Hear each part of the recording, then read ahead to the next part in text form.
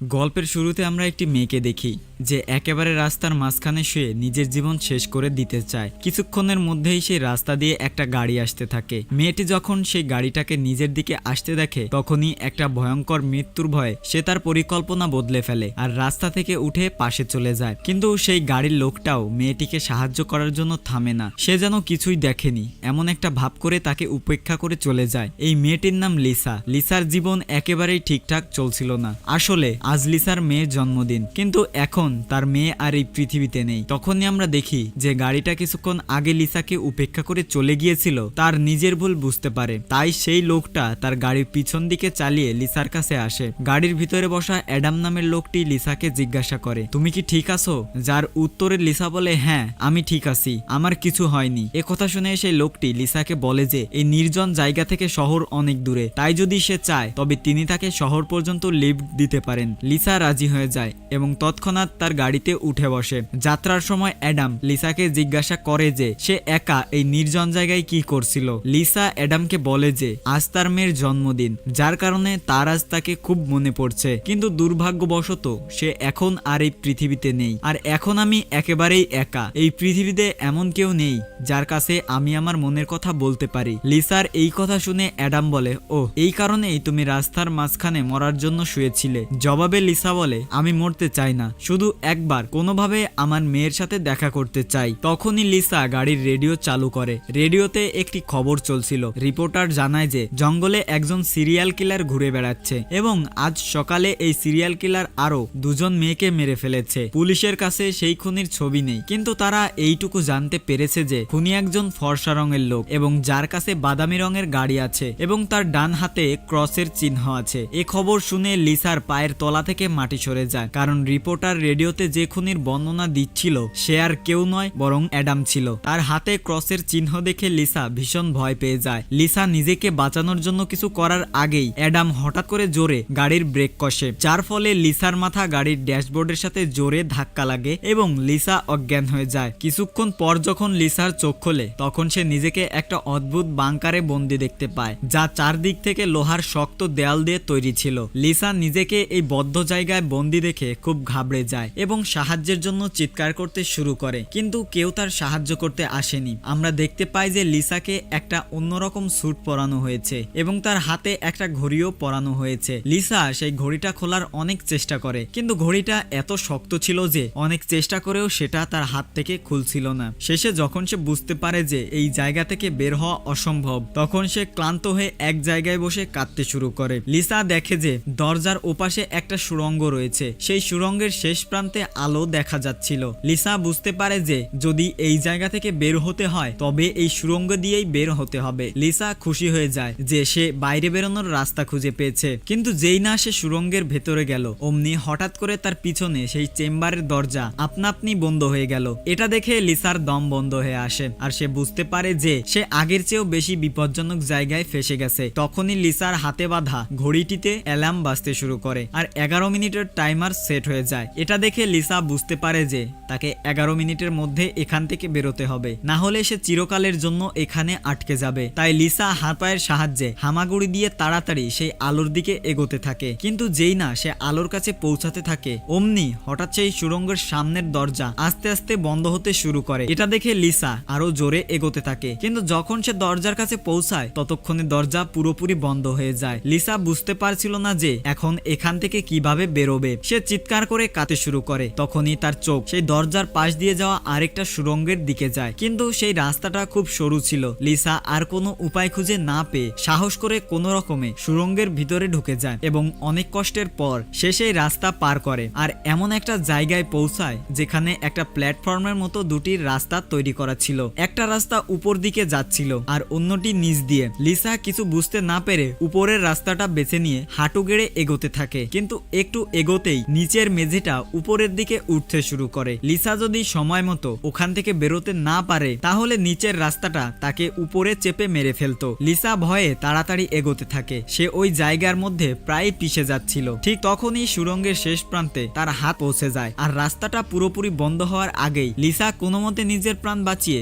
সেখান থেকে বেরিয়ে আসতে সফল হয়। নিজেকে গুঁড়ো হওয়া থেকে বাঁচিয়ে সে যেন হাঁপ ছেড়ে বাঁচে, কিন্তু সে জানতো না যে তার জন্য বিপদ আরো বাড়তে চলেছে, কারণ সামনের রাস্তা আরো বেশি বিপজ্জনক ছিল। ঠিক তখনই তার ঘড়িতে অ্যালার্ম বেজে ওঠে। অ্যালার্ম বলছিল যে অর্ধেক সময় শেষ হয়ে গেছে আর তার কাছে এখন মাত্র 5 মিনিট বাকি আছে। তাই সে আবার এগোতে শুরু করে। যেখানে একটু দূরে যেতেই সে রাস্তায় একটা লোককে শুয়ে থাকতে দেখে। লিসা যখন তার কাছে আসে তখন সে দেখে যে সেটা কোনো জীবিত মানুষ নয়, বরং একটা পোড়া মৃতদেহ, যার অবস্থা খুব খারাপ। সেই মৃতদেহের হাতেও লিসার হাতের মতো একই রকম ঘড়ি বাঁধা ছিল। লিসা বুঝতে পারলো যে এই লোকটাও তার মতো এই সুড়ঙ্গ থেকে বের হওয়ার চেষ্টা করছিল, কিন্তু সে এখান থেকে বের হতে পারেনি এবং মারা গেছে। তার মানে এখান থেকে বের হওয়া অসম্ভব। এই মৃতদেহটা দেখে লিসার এখান থেকে বেরিয়ে আসার যতটুকু আশা বাকি ছিল সেটাও ভেঙে গেল। কিন্তু সে কোনো মতে সাহস জুগিয়ে মৃতদেহটাকে পাশে সরিয়ে রেখে এগিয়ে যেতে শুরু করলো। যখন সে ঘড়ির দিকে তাকালো,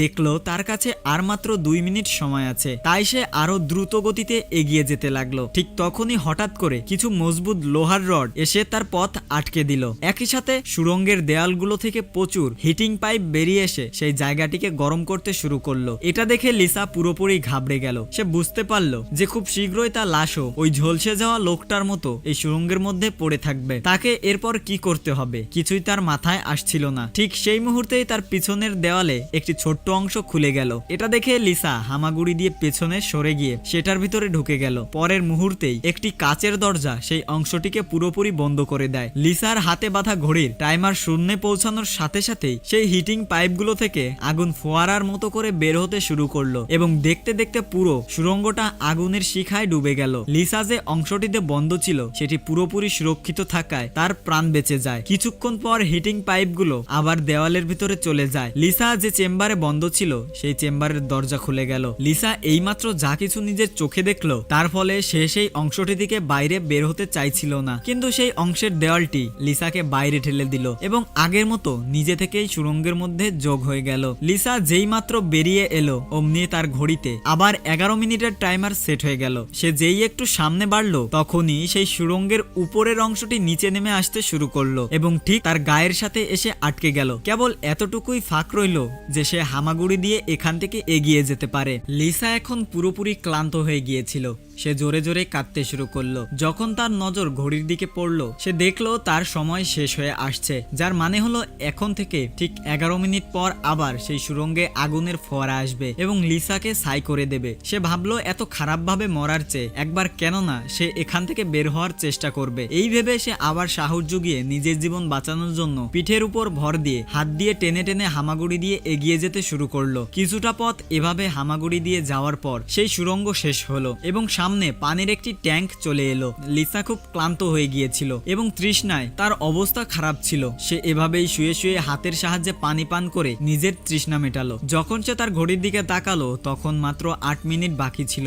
এখন পানি ছাড়া সে অন্য কোনো রাস্তা দেখতে পেল না। তাই সে একটা লম্বা শ্বাস নিয়ে পানির ভেতরেই নেমে গেল। পানির নিচে নামার পর দেখলো ট্যাঙ্কটি অনেক বড়। এখন সে বুঝতে পারছিল না যে কোন দিকে যেতে হবে। সে এখানে ওখানে পানির মধ্যে বের হওয়ার রাস্তা খুঁজতে লাগলো, কিন্তু সে বের হওয়ার কোনো রাস্তাই খুঁজে পেল না। অন্যদিকে যেখান দিয়ে সে এই ট্যাঙ্কে নেমেছিল সেই রাস্তাও বন্ধ হয়ে গিয়েছিল। এখন তার নিঃশ্বাসও ফুরিয়ে আসতে শুরু করলো। ঠিক তখনই ট্যাঙ্ক থেকে উপরের দিকে একটা দরজা খুলে গেল। লিসা তাড়াতাড়ি সেই দরজা দিয়ে উপরে বেরিয়ে এলো। বাইরে এসে সে জোরে জোরে নিঃশ্বাস নিল এবং সামনের রাস্তা ঠিক করতে লাগলো। কিন্তু লিসা খুব ক্লান্ত ছিল, তার জন্য এগিয়ে যাওয়া খুব কষ্টকর হচ্ছিল এবং অল্প কিছুক্ষণ পর প্রচন্ড ক্লান্তির কারণে লিসা মাঝ রাস্তাতেই ঘুমিয়ে পড়ে। কিন্তু তখনই লিসার কানে কারো চিৎকারের শব্দ ভেসে আসে। সেখানে আরো কেউ ছিল যে সাহায্যের জন্য চিৎকার করে ডাকছিল। তার আওয়াজ শুনে লিসার ভেতরে বেঁচে থাকার একটা আশা জেগে উঠলো। তাই সে দ্রুত সেই আওয়াজটির পিছনে যেতে শুরু করলো। হঠাৎ একটি জায়গায় ঠিক তার নিচে একটা দরজা খুলে গেল, যার ভেতরে ফুটন্ত অ্যাসিড ছিল। লিসা সেই তেজাবে পড়ে যাওয়ার থেকে অল্পের জন্য রক্ষা পেল। সেই অ্যাসিড এতটাই বিপজ্জনক ছিল যে একটি মজবুত লোহাকেও কিছু সেকেন্ডের মধ্যে গলিয়ে দিতে পারত। লিসা তাড়াতাড়ি তার পোশাকের একটি টুকরো কেটে নিল এবং পরীক্ষা করার জন্য সেটিকে তেজাবে ডোবালো। কাপড়টি কিছুক্ষণের মধ্যেই কালো ছায়ে পরিণত হলো। এই দৃশ্য দেখে সে খুব সাবধানে এগিয়ে গেল। সে তার হাত পা সেই গর্তের ধারে রেখে জায়গাটা পার করতে যাচ্ছিল। ঠিক তখনই তার হাঁটু তেজাবে লেগে গেল। ফলে লিসা ব্যথায় চিৎকার করে উঠল। ভাগ্য ভালো যে তার স্যুট থাকার কারণে তার হাঁটু গলে যাওয়ার থেকে বেঁচে গেল, কিন্তু তার হাঁটুতে একটি গভীর ক্ষত তৈরি হয়েছিল। ভালো খবর হলো এখন সাহায্যের আওয়াজ বেশ কাছাকাছি থেকে আসছিল। লিসা নিজের ব্যথা ভুলে আবার সেই আওয়াজকে অনুসরণ করতে শুরু করলো এবং অবশেষে সে একটি লোহার লোহার গ্রিলের কাছে পৌঁছালো। সেখান থেকে কিছুটা দূরে আরো একটি গ্রিল ছিল, যার পেছনে একটি লোক দাঁড়িয়ে ছিল। সেই লোকটিও লিসার মতো হাতে ঘড়ি এবং স্যুট পরেছিল। লিসা তাকে বলল, দেখুন, আমার কথা শুনুন, আমরা দুজনেই এখানে আটকে আছি। যদি আমরা একে অপরকে সাহায্য করি তবে এখান থেকে বের হতে পারবো। কিন্তু সেই লোকটা অনেকদিন ধরে এই সুড়ঙ্গে থাকার কারণে তার মানসিক অবস্থা খারাপ হয়ে গিয়েছিল। সে কখনো লিসাকে গালি দিচ্ছিল তো কখনো দুঃখ প্রকাশ করতে শুরু করছিল। সে বলল, এই লোকগুলো খুব শীঘ্রই ফিরে আসবে এবং আমাদের দুজনকে মেরে ফেলবে। এই বলে সে পাগল লোকটি জোরে জোরে হাসতে শুরু করলো। ঠিক তখনই লিসা দেখলো যে তার হাতে বাঁধা ঘড়িতে 60 সেকেন্ডের কাউন্টিং শুরু হয়ে গেছে। সেই হিটিং পাইপগুলো আবার দেওয়াল থেকে বাইরে বেরিয়ে এলো। আর এইবার বাঁচার জন্য যে চেম্বারটি ছিল সেটি লিসা এবং সেই লোকটির ঠিক মাঝখানে ছিল। সেখানে কেবল একজন মানুষেরই লুকানোর জায়গা ছিল। এখন হয় সেই পাগল লোকটি বাঁচবে নয়তো লিসা। পরের মুহূর্তেই লিসা এবং সেই পাগল লোকটির সামনে যে লোহার গ্রিল ছিল তা সরে গেল। তারা দুজনেই দ্রুত সেই চেম্বারের দিকে ছুটতে শুরু করলো এবং দুজনেই একসাথে চেম্বার পর্যন্ত পৌঁছালো। এরপর তারা দুজনেই একে অপরকে মারতে শুরু করে। এরই মধ্যে কখনো লিসা সে পাগল লোকটিকে চেম্বার থেকে বাইরে ঠেলে দিচ্ছিল তো কখনো সে পাগল লোকটি লিসাকে বাইরে ঠেলে দিচ্ছিল। কিন্তু অবশেষে যখন সময় শেষ হতে চলেছে, লিসা লোকটিকে লাথি মেরে চেম্বার থেকে বাইরে বের করে দেয়। লোকটি লিসাকে পা ধরে বাইরে বের করার চেষ্টা করতে লাগলো। ঠিক তখনই 60 সেকেন্ড শেষ হয়ে গেল এবং সেই চেম্বারের কাচের দরজা লোকটির হাত কেটে দিল। ব্যথায় লোকটি চিৎকার করে উঠল। ঠিক তখনই লিসার চোখ পড়লো লোকটির হাতের দিকে, যেখানে ক্রসের ট্যাটু আঁকা ছিল। সেই ট্যাটু দেখে লিসা বুঝতে পারলো যে এই লোকটি আর কেউ নয়, বরং গাড়িতে অজ্ঞান করে দেওয়া সিরিয়াল কিলার অ্যাডাম ছিল। এখন লিসার সমস্ত বিভ্রান্তি দূর হয়ে গেল। প্রথমে লিসার মনে হচ্ছিল যে অ্যাডাম তাকে এখানে বন্দি করে রেখেছে, কিন্তু তার এই ধারণা ভুল ছিল, কারণ বেচারা অ্যাডাম তো এখন মৃত্যুর মুখে ছিল। এরই মধ্যে লিসার ঘড়িতে 11 মিনিটের সময় শেষ হয়ে গেল এবং সেই হিটিং পাইপ থেকে বেরিয়ে আসা তীব্র আগুন কিছুক্ষণের মধ্যেই অ্যাডামকে ছায়ে পরিণত করলো। নিজের চোখে অ্যাডামের এত ভয়াবহ মৃত্যু দেখে লিসা ভয়ে কাঁপতে লাগলো। কিছুক্ষণ পর সেকশনের ভেতর একটা ছোট্ট সুড়ঙ্গ থেকে একটা রোবট বেরিয়ে এলো। সেটি দেখতে খুব ভয়ঙ্কর, একটি খুলির মতো ছিল। এই রোবটটি লিসার কোনো ক্ষতি করলো না, বরং তার অ্যাসিডে পড়া হাঁটুটি সারিয়ে দিল। লিসা তাকে জিজ্ঞাসা করলো যে সে কে এবং কেন তাকে এখানে নিয়ে আসা হয়েছে। জবাবে সেই রোবটের মুখ থেকে একটি টুল বেরিয়ে এলো এবং সেই টুলটি লিসার স্যুটের সাথে যুক্ত হয়ে গেল। সেই টুলের সাহায্যে লিসার ফ্ল্যাশব্যাকের সমস্ত কথা মনে আসতে লাগলো, যখন সে গাড়িতে অ্যাডামের সাথে ছিল এবং অ্যাডামের সত্যিটা জানতে পারার পর অ্যাডামের সাথে তার ঝগড়া হয়েছিল। সেই সময় অ্যাডাম লিসার বুকে ছুরি দিয়ে আঘাত করেছিল এবং গাড়ি থেকে বাইরে ছুড়ে ফেলেছিল। সেই মুহূর্তেই লিসা আকাশ থেকে তার দিকে আসা একটি সাদা আলো দেখতে পেয়েছিল। এরপর লিসা আবার বর্তমানে ফিরে আসে। লিসা এখন একটি বিষয় বুঝতে পারলো যে সেই এলিয়েনরাই তাকে নরপশু অ্যাডামের হাত থেকে প্রাণে বাঁচিয়েছিল এবং তাকে এখানে নিয়ে এসেছিল। কিন্তু কেন তাকে এখানে আনা হয়েছিল তা না বলে এই রোবটটি সেখান থেকে চলে গেল। লিসা এও বুঝতে পারলো যে এই লোকগুলো যাই হোক না কেন তারা তাকে মারতে চায় না, তাকে শুধু এই খেলাটা পার করতে হবে, তবেই সে এখান থেকে বের হতে পারবে। লিসা এবার সামনের পথ ঠিক করতে সেই চেম্বার থেকে বাইরে বেরিয়ে এলো। অ্যাডামের কাটা হাতিও সেখানে পড়েছিল।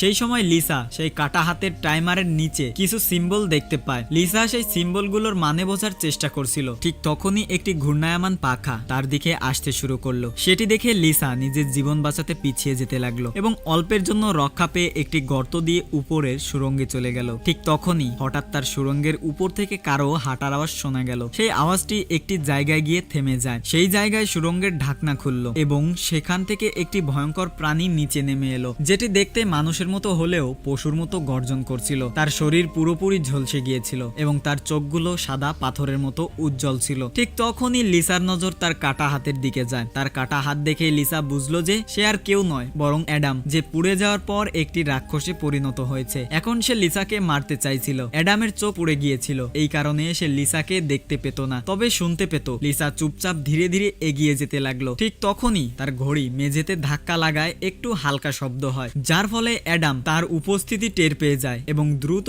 লিসাকে মারার জন্য তার পিছনে আসতে থাকে। লিসা তার হাতের নাগালের মধ্যে পৌঁছানোর আগেই একটি সরু সুড়ঙ্গ দিয়ে ওপারে চলে গেল। অ্যাডাম কিছু দেখতে না পাওয়ার কারণে সেই জায়গাটি পার করতে পারলো না। লিসা সেই সুড়ঙ্গ দিয়ে এগিয়ে গিয়ে এমন একটি জায়গায় পৌঁছালো যেখানে তার কাছে সামনে যাওয়ার জন্য দুটি রাস্তা ছিল। লিসা কিছুই বুঝতে পারছিল না যে কোন রাস্তাটি তার বেছে নেওয়া উচিত। সে অনেক ভাবার পর যখন কোনো কিছু বুঝতে পারলো না, তখন অনুমান করে বাঁদিকের সুড়ঙ্গে ঢুকে গেল। সুড়ঙ্গের বাইরে একটি ঘর ছিল, যার চারপাশে কাচের দেওয়াল ছিল। সেই দেওয়ালগুলোতে লিসা তার জন্ম থেকে শুরু করে নিজের মেয়েকে জন্ম দেওয়া পর্যন্ত সমস্ত স্মৃতি দেখতে পাচ্ছিল। সেখানে লিসা এও দেখলো যে কিভাবে কিভাবে তার অবহেলার কারণে তার মেয়ে মারা গিয়েছিল। লিসা তার মেয়ের কথা মনে করে খুব কাঁদতে লাগলো। ঠিক তখনই সে দেখলো যে উপরের ছাদ থেকে অ্যাডাম আবার তার পিছনে আসছে, কিন্তু লিসা তার থেকে নিজের প্রাণ বাঁচিয়ে একটি অন্য সুড়ঙ্গে পৌঁছে গেল। সেখানে সে এমন কিছু দেখলো যা দেখে তার খুশির সীমা রইল না। সে দেখলো যে সেই সুড়ঙ্গের শেষে বাইরের নীল আকাশ ঝলমল করছে। তার স্বাধীনতা এত কাছ থেকে দেখে লিসার মধ্যে আবার সাহস ফিরে এলো। কিন্তু সেই সুড়ঙ্গটি পার হতে হলে তাকে একটি কাঁটাতার যুক্ত রাস্তা দিয়ে যেতে হবে। এখন মাত্র 60 সেকেন্ডের সময় বাকি ছিল। পরের মুহূর্তেই হিটিং পাইপগুলো দেয়াল থেকে বাইরে বেরিয়ে এলো, যা 60 সেকেন্ড শেষ হলেই সেই জায়গাটিকে আগুন দিয়ে ভরিয়ে দিতে যাচ্ছিল। লিসা সময় নষ্ট না করে সেই কাঁটাতারের নিচ দিয়ে যেতে শুরু করলো, যার ফলে কাঁটাতার তার শরীরে বিঁধে গেল এবং লিসার পিঠ মারাত্মকভাবে কেটে দিল। লিসা খুব কষ্টের মধ্যে ছিল এবং তার পিঠ থেকে প্রচুর রক্ত বের হতে শুরু করলো, কিন্তু লিসা নিজের পরোয়া না করে ধীরে ধীরে আকাশের দিকে এগিয়ে যেতে লাগলো। ঠিক তখনই পিছনে সুড়ঙ্গের চেম্বার খুললো, যেখানে অ্যাডাম দ্রুত গিয়ে লুকিয়ে পড়লো। এবার অল্পক্ষণের মধ্যেই আগুনের ফোয়ারা আসতে চলেছিল। রক্তে মাখামাখি লিসা বাইরে বের হওয়ার চেষ্টায় ছিল, কিন্তু অতিরিক্ত রক্তক্ষরণের কারণে তার জন্য এগিয়ে যাওয়া কষ্টকর হচ্ছিল। তার চোখ ঝাপসা হয়ে আসছিল। ঠিক তখনই 60 সেকেন্ড সময় শেষ হয়ে গেল এবং পরের মুহূর্তেই সেখানে আগুন ঝরতে শুরু করলো। সেই আগুনের ফোয়ারা লিসাকে গ্রাস করার আগেই লিসার ঠিক নিচে একটা দরজা খুললো এবং সে নিচে একটি চেম্বারে পড়ে অজ্ঞান হয়ে গেল। কিছুক্ষণ পর যখন লিসার জ্ঞান ফিরল, তখন সে দেখলো যে সে আবার সেই জায়গাতেই ফিরে এসেছে যেখান থেকে সে যাত্রা শুরু করেছিল। অর্থাৎ এতক্ষণ সে এখান থেকে বের হওয়ার জন্য যত কষ্ট করছিল তার সবই বৃথা গেল। এটা দেখে লিসা এখন পুরোপুরি ভেঙে পড়েছিল। ঠিক তখনই সেই রোবটটি তার ক্ষত স্থানে মলম লাগানোর জন্য আবার এলো। লিসা তাকে মলম লাগাতে বাধা দিল, কারণ সে আর এইসব পুনরাবৃত্তি করার জন্য প্রস্তুত ছিল না। সে রোবটটাকে বলল যে সে এখন শুধু মরতে চায়। সেই রোবটটি লিসার কথা মেনে নিল এবং তার মুখ থেকে একটি ইনজেকশন বেরিয়ে এসে লিসার শরীরের দিকে এগিয়ে যেতে লাগলো। ঠিক তখনই লিসার অ্যাডামের হাতে তৈরি চিহ্নগুলোর কথা মনে পড়ে গেল। সে বুঝতে পারলো যে নিশ্চয়ই সেই চিহ্নগুলো এখান থেকে বের হওয়ার রাস্তা বলে দেবে। তাই সে নিজের রক্ত দিয়ে দেওয়ালে অ্যাডামের হাতে থাকা সেই চিহ্নগুলো আঁকতে শুরু করলো। খুব মনোযোগ দিয়ে দেখার পর লিসা জানতে পারলো যে এগুলো আসলে তীর, যা এখান থেকে বের হওয়ার দিক নির্দেশ করে। যেমন প্রথম তীরটি বাঁ দিকে ঘোরানো ছিল, যার মানে রাস্তায় আসা প্রথম দুটি সুড়ঙ্গের মধ্যে তাকে বাঁ দিকের সুড়ঙ্গের ভেতরে যেতে হবে। দ্বিতীয় তীরটি ডান দিকে ঘোরানো ছিল, অর্থাৎ প্রথম সুড়ঙ্গ পার হওয়ার পর যখন আবার একসাথে দুটি সুড়ঙ্গ আসবে তখন ডান দিকে সুড়ঙ্গের ভেতরে যেতে হবে। তার মনে হলো যে নিশ্চয় তার হাতের ঘড়ির নিচেও একই ধরনের প্রতীক তৈরি করা আছে, যা এখান থেকে বাইরে বের হওয়ার দিক নির্দেশ করে। এটা বুঝতে পেরেই লিসা সেই রোবটটাকে তার জখমগুলো ঠিক করতে বলল। জখমগুলোর মলম লাগানোর পরেই সে এক নতুন আশা নিয়ে আবার সুড়ঙ্গগুলোর মধ্যে বেরিয়ে পড়ল। লিসা আগেও এই সুড়ঙ্গগুলো দিয়ে পেরিয়ে এসেছিল, তাই সে খুব সহজেই সেই সুড়ঙ্গগুলো পার হতে হতে এগিয়ে যেতে লাগলো এবং সেই অ্যাসিড ভরা গর্তের কাছে গিয়ে থেমে গেল। সেখানে সে তার ঘড়িটি অ্যাসিডে পুড়িয়ে সেটাকে নিজের কবজি থেকে আলাদা করলো। তার কবজিতেও ঠিক একই ধরনের প্রতীক ছিল যেমনটা অ্যাডামের হাতে ছিল, শুধু সেগুলোর মধ্যে সামান্য কিছু পরিবর্তন ছিল। লিসা সেই পোড়া ঘড়িটি নিজের হাতে নিয়ে এগিয়ে যেতে লাগলো এবং সেই জায়গায় পৌঁছালো যেখানে সে প্রথমবার এই দুটি টানেলের মধ্যে বাঁদিকের টানেলটি বেছে নিয়েছিল, কিন্তু প্রতীক অনুযায়ী সঠিক সুড়ঙ্গটি ডান দিকেরটা। সে তাড়াতাড়ি ডান দিকের সুড়ঙ্গের মধ্যে চলে গেল, যেখানে আরো এগিয়ে গিয়ে সে দুটি আরো সুড়ঙ্গ খুঁজে পেল, যার মধ্যে সঠিক সুড়ঙ্গটি বাঁ দিকেরটি। এভাবেই লিসা তার হাতে তৈরি চিহ্নের সাহায্যে প্রতিবার সঠিক রাস্তা বেছে নিয়ে এগিয়ে যাচ্ছিল। কিন্তু তখনই একবার আবার অ্যাডাম তার পিছনে লেগে গেল। এখানে লিসা বুদ্ধি খাটিয়ে কাজ করলো এবং অ্যাডামকে বিভ্রান্ত করার জন্য একটি সুড়ঙ্গের ভেতরে নিজের ঘড়িটি ছুড়ে দিল এবং নিজে অন্য সুড়ঙ্গে লুকিয়ে বসলো। অ্যাডাম ঘড়ির আওয়াজ অনুসরণ করতে করতে অন্য সুড়ঙ্গের ভেতরে ঢুকে গেল। অ্যাডাম চলে যাওয়ার পর যখন লিসা তার কবজিতে তৈরি প্রতীকগুলো পরীক্ষা করলো, তখন সে জানতে পারলো যে সে অ্যাডামকে যে সুড়ঙ্গে পাঠিয়েছিল সেটাই ছিল সঠিক সুড়ঙ্গ। এটা দেখে লিসা খুব বেশি চিন্তিত হয়ে গেল। এখন লিসার কাছে অন্য কোনো রাস্তা ছিল না, তাই সে ধীরে ধীরে যে টানেলে অ্যাডাম ছিল সেই টানেলে ঢুকে গেল। এই টানেলটি ছিল বেশ অদ্ভুত, মনে হচ্ছিল যেন এই টানেলটি কোনো বড় প্রাণীর পেট। লিসা ধীরে ধীরে এগিয়ে যেতে লাগলো। একটু এগিয়ে গিয়ে সে দেখলো যে তার ঘড়িটি সামনে পড়ে আছে, কিন্তু অ্যাডামও সেখানে উপস্থিত ছিল। অ্যাডাম যেহেতু এখন দেখতে পেত না, তাই লিসা চুপিসারে সেই ঘড়িটি তুলে নিল। কিন্তু তখনই ঘড়িতে 60 সেকেন্ড বাকি থাকার অ্যালার্ম বাজতে শুরু করলো, যার আওয়াজ শুনে অ্যাডাম লিসার উপস্থিতি টের পেয়ে যায়। সে আবার লিসার পিছনে ধাওয়া করতে শুরু করে। তার হাত থেকে বাঁচার জন্য লিসা যে রাস্তা দিয়ে এসেছিল সেই রাস্তা দিয়েই ফিরে পালাতে শুরু করলো। সেই সময় লিসার ঘড়িতে 60 সেকেন্ডের কাউন্টিং শুরু হয়ে গিয়েছিল এবং সুড়ঙ্গ থেকে হিটিং পাইপগুলো বেরিয়ে আসছিল।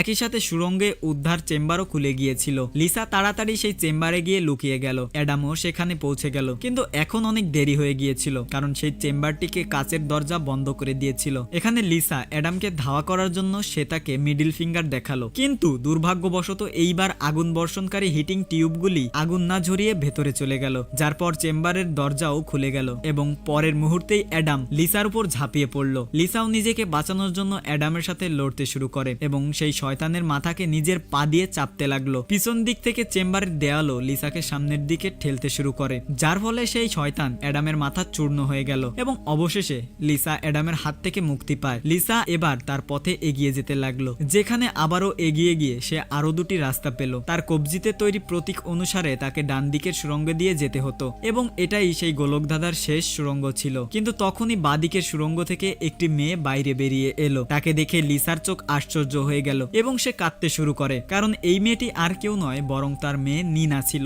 নিনার মৃত্যুর পর থেকে লিসা বাঁচার আশায় ছেড়েই দিয়েছিল। তার শুধু একটাই ইচ্ছা ছিল যে সে যেন কোনোভাবে নিনার সাথে দেখা করতে পারে এবং অবশেষে আজ তার সেই ইচ্ছাও পূরণ হলো। নিনা তার মা লিসাকে বলল যে এবার আমাকে আবার একা ছেড়ে যেও না। এর উত্তরে লিসা বলল, না সোনা, আমি সবসময় তোমার সাথে থাকবো। এখন নিনা বলল, তাহলে এসো আমার সাথে বাদিকের টানেলে চলো। লিসা কাঁদতে কাঁদতে বলল, নিনা, আমি তোমাকে আবার হারাতে চাই না, কিন্তু সত্যিটা হলো তুমি ইতিমধ্যেই মারা গেছো এবং আমার গন্তব্য অন্য সুড়ঙ্গ। এই কথা বলে লিসা সেখান থেকে চলে যেতে লাগলো। পিছন থেকে নিনা তাকে ডাকতে রইল, কিন্তু লিসা পাথরের মতো মন নিয়ে সেই সুড়ঙ্গ থেকে বাইরে বেরিয়ে এলো। বাইরে এসে লিসা আর্তনাদ করে কাঁদতে শুরু করলো। এরপর লিসা সময় নষ্ট না করে ডান দিকের সুড়ঙ্গে ঢুকে গেল, যেখানে সুড়ঙ্গের শেষে সে খোলা আকাশ দেখতে পাচ্ছিল। সে খুশি হয়ে দ্রুত এগিয়ে যেতে লাগলো, কিন্তু তখনই তার পথে তিনটি লোহার ব্লেড চলে এলো, যা ক্রমাগত দ্রুত উপর নিচে হচ্ছিল। সেগুলোকে পার করার অর্থ ছিল নিজেকে টুকরো টুকরো করানো, কিন্তু লিসাকে যে কোনো মূল্যে এখান থেকে বের হতে হতো। তাই সে লক্ষ্য করলো যে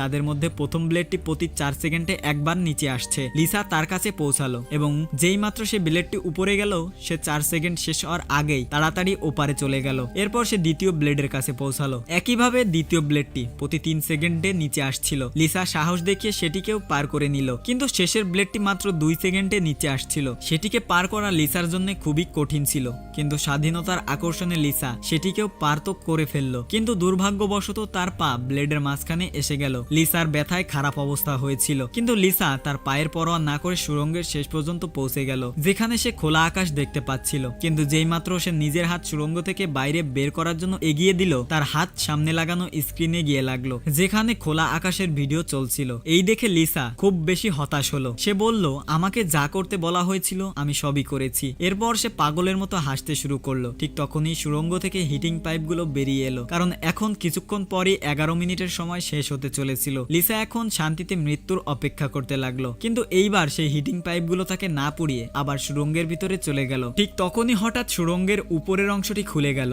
এবং একটি তীব্র আলো লিসার উপর পড়লো। লিসার শরীর সক্রিয়ভাবে বাতাসে উঠতে লাগলো এবং সেই আলোর মধ্যে মিলিয়ে গেল। কিছুক্ষণ পর যখন লিসার চোখ খুলল, তখন সে নিজেকে একটি ঝর্ণার পাশে দেখতে পেল, যা দেখে লিসার মুখে হাসি ফিরে এলো। সেখানে নিনাও উপস্থিত ছিল। লিসা নিনাকে জিজ্ঞাসা করলো, আমি কি মারা গেছি? এর উত্তরে নিনা বলল, তোমার শরীর একবার নয় বরং এ পর্যন্ত কয়েকবার মারা গেছে। লিসা আবার জিজ্ঞেস করলো, এখন এখানে আমাকে কি করতে হবে? যার উত্তরে নিনা জবাব দিল, এখানে তোমাকে শুধু বাঁচতে হবে, আর কিছুই করতে হবে না। এখানে আমরা জানতে পারি যে লিসা এখন যে জায়গায় ছিল সেই জায়গাটি পৃথিবী নয় বরং অন্য কিছু ছিল এবং কোনো স্বর্গের মতো সুন্দর ছিল। এই ফিল্মের সংক্ষিপ্ত ব্যাখ্যা হলো, লিসা যখন অ্যাডামের সাথে গাড়িতে ভ্রমণ করছিল, তখন অ্যাডাম লিসাকে ছুরি দিয়ে আঘাত করে মেরে ফেলেছিল, যার পরে সে সরাসরি নরকে পৌঁছেছিল। সেখানে তার পাপ ধুয়ে যায় এবং শেষে সে স্বর্গে পৌঁছে যায়। এরকম একটা সিন দেখেই আমাদের আজকের মুভিটি এখানেই শেষ হয়। যদি আপনার মুভিটি ভালো লেগে থাকে তবে ভিডিওটিতে লাইক এবং কমেন্ট করতে ভুলবেন না, এবং আপনি কোন জেলা থেকে আমাদের ভিডিওটি দেখছেন অবশ্যই কমেন্ট বক্সে জানিয়ে যাবেন। আর আমাদের চ্যানেলে এরকম নিত্য নতুন এবং অন্যান্য গল্প পেতে অবশ্যই চ্যানেলটি সাবস্ক্রাইব করুন।